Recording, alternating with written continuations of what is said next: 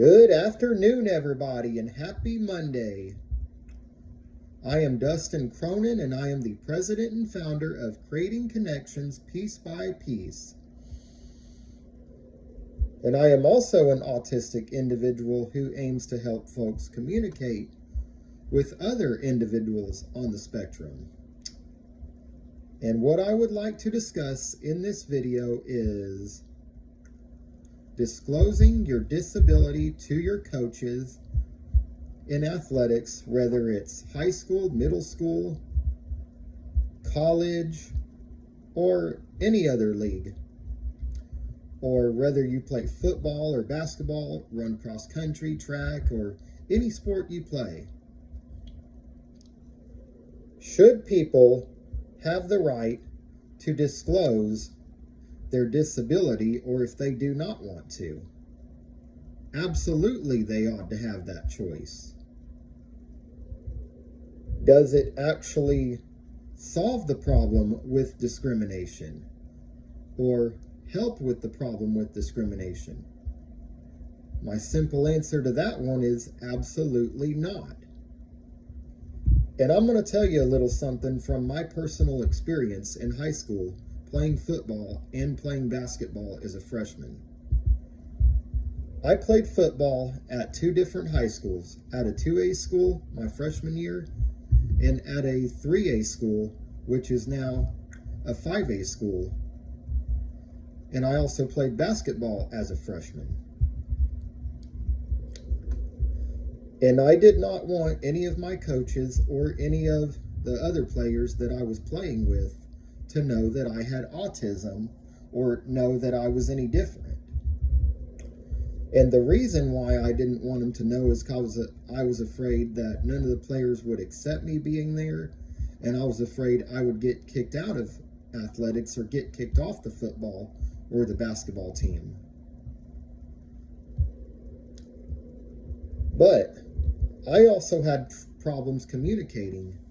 Sometimes I had trouble in basketball whenever they gave me something to do on the drills, whenever it was we had to do that, where we had to go where there was three of us and we had to rotate and pass the ball, and I had trouble understanding what they were wanting me to do correctly.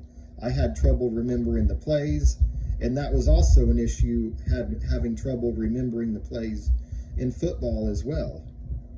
And I had trouble communicating with the quarterback when I was playing receiver and all that.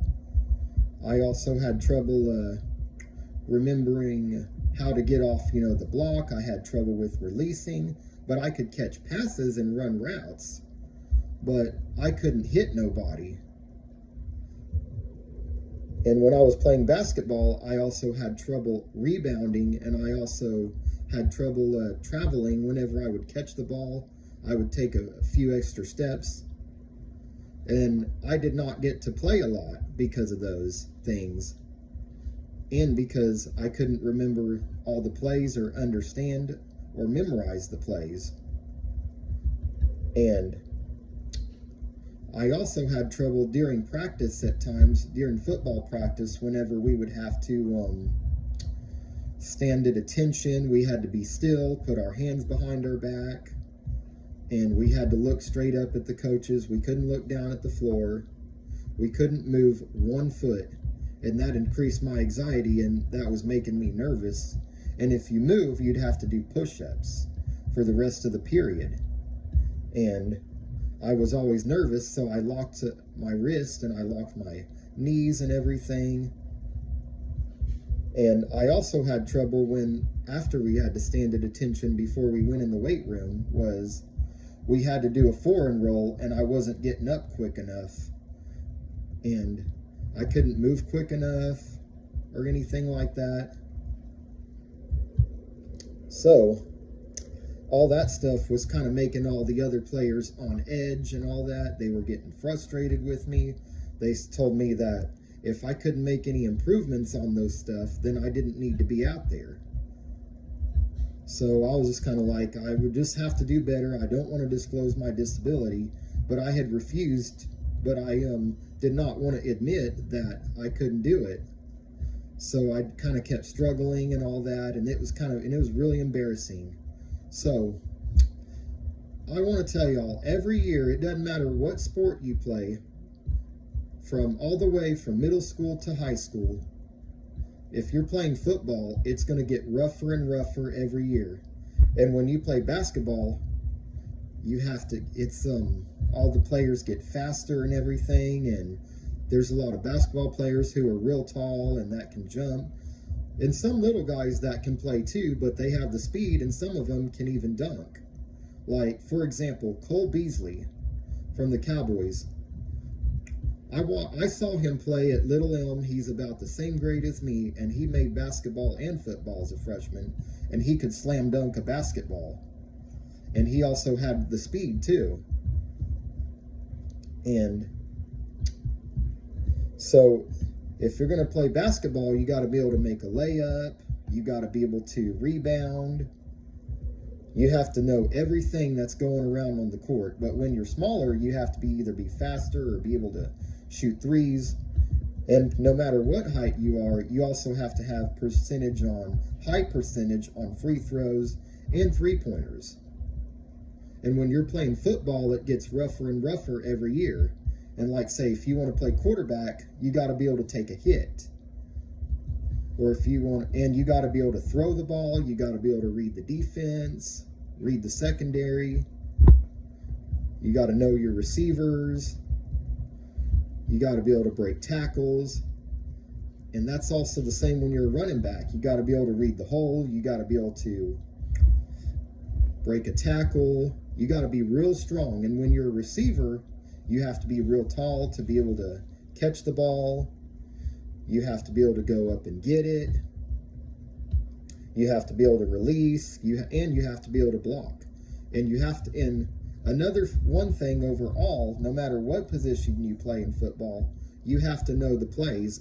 And that also in basketball, you have to know the plays that the coaches call. You have to remember them. Because if you don't remember the plays, then you don't get to play.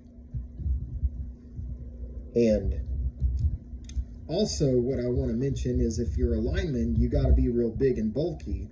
You got to be able to block. For the quarterback, you have to know which guy you have to block and all that. And when you're playing secondary, you got to be able to read the quarterback. You got to be able to read the running back if it's going to be a pass or a run play. You got to read where the quarterback's throwing the ball. And even when you're playing corner, you got to be able to stay up with your receivers. You got to be able to read the quarterback as well. And no matter what position you play, if you're a defensive end, defensive tackle, you got to be able to get off that block. You got to find the gap to go get to the quarterback or to the running back. So, it never does work when you hide your disability, because if you're not communicating those things, if you're not knowing the plays, what you're supposed to be doing, it's not going to work. They're definitely going to know something's wrong. Because when I was in high school, I had refused to disclose my disability to them, as I mentioned, and it was very embarrassing to have to do that, because they were being all supportive of me, and whenever I was screwing up on the drills or screwing up on the release or not understanding to block, because even at times I was also afraid to hit other people on the field, or go up against like 300-pound guys or 200-pound, because I was real skinny and I was going to get hurt. And looking back now, that if I was afraid to go hit someone, or if I was afraid to go block, I probably shouldn't have been out there. So you always want to be honest with anybody, no matter what the reason is, or no matter what you're trying to do, whether you want to play football, or you want to live out on your own, or anything like that, or you want to play basketball, or you want to have growth in a company, or you're trying to get hired with a company. Always be honest. honesty is the best policy.